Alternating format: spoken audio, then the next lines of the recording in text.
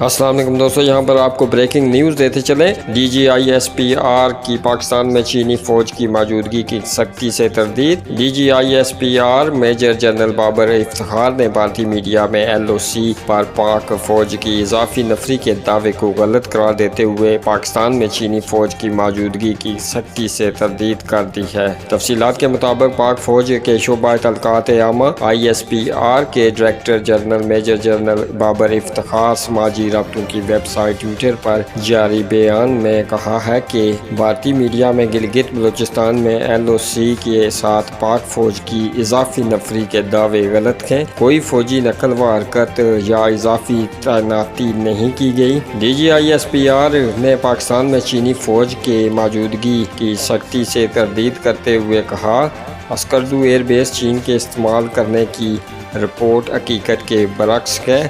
یہ جھوٹا، غیر ذمہ دارانہ اور حقیقت کے خلاف دعویٰ ہے۔